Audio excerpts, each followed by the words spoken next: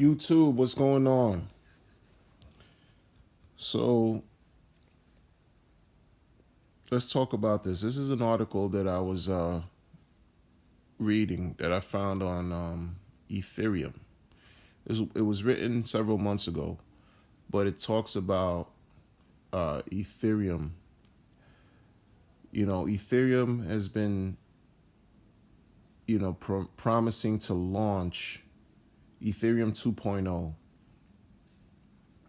And in during that process, or during that time, Vitalik also mentioned that people will be able to stake their Ethereum once 2.0 is launched. At some point, Ethereum, when they launch, are supposed to start with a proof of work / proof of stake model, and then ultimately the network will be completely proof of stake. Vitalik announced over a year ago, July of 2018, that in order for anyone to stake on the Ethereum network, they would need to have a certain amount of Ethereum. And that amount is 32 Ethereum. So today, roughly, that would be around maybe $5,800 US needed to amass 32 Ethereum to stake on the network. So, but let me just peruse through this. Certain parts I want to highlight. Of course, Ethereum will be switching to a proof of stake consensus model within the next year or so. Many are wondering how many Ether does one need to participate in Ethereum staking. So, okay, minimum Ether required to stake based on the available information. The staking minimum in the proposal is 32 Ether. And Vitalik corroborated that stance on his Twitter back in June. I correct myself. I said it was July, but back in June of 2018, Vitalik said, yes, 32 ETH is the staking minimum in the sharding proposal, right? And then it goes on to say, how does one stake Ether? At a minimum, validators will have to run a client program and likely be required to connect to a node. Keep in mind, however, that once Ether is staked, it will be frozen for a fixed term. This fixed term can be 3, 6, 9, or 12 months. Validator rewards are also scaled depending on how long the Ether is staked. Okay, Coinbase is also stating that they will also participate in the staking, but the details will be announced. The rewards expected from staking. Validators who stake their Ether will receive both validator rewards as well as a portion of network fees. Okay, this is interesting, and I'm going to tell you why.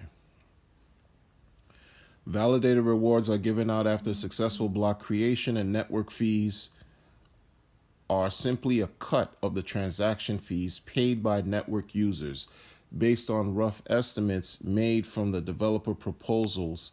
The yearly validator rewards will amount between 4 and 5% per year. This will fluctuate, however, depending on how active the Ethereum network is at a given time. Validator rewards can be estimated by using the staking rewards calculator, etc. So that's the end of the article. I will leave a link of this article. I mean, it's short, in the description of my video for you to look at. So this is the interesting thing that I'm noticing here, right? And I'm gonna tie this in with the DApp, Gandhiji.io, DApp, decentralized application space, serving the people of India, serving the people worldwide. Gandhiji.io. The reason why I talk about Gandhiji.io and why I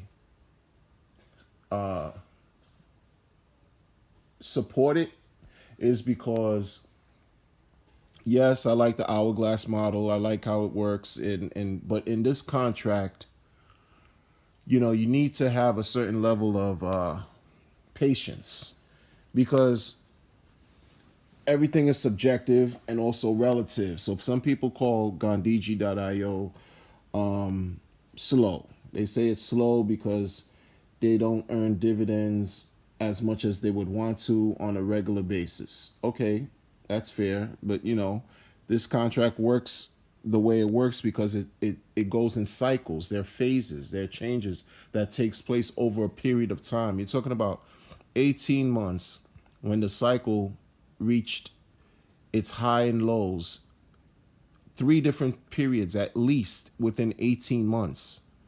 Okay? The cycle went up, the contract went up in one cycle and went down in one cycle. And went up again in the second cycle and then went down. It just went up again in this third cycle, and here we are at a floor or whatever. The cycle continues. This is over an 18-month period of time. And during that whole time, when you have IND tokens, all the participants are receiving dividends. Whether the contract goes up and down, you receive dividends. What I find interesting, Sonny, the developer, he issued a statement that caught my attention because I'm looking at this here and I'm remembering how he issued a statement that I don't know if it was within an 18-month period or within a 12-month period, and I could be corrected if I'm wrong.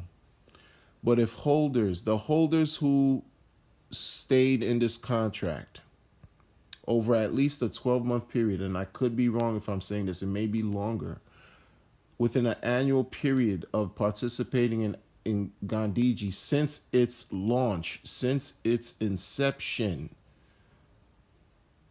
earned 836% gains, 836% rewards, 836% by virtue of just staking Ethereum.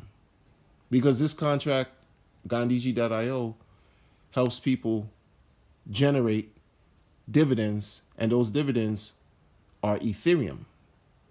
You're staking Ethereum already.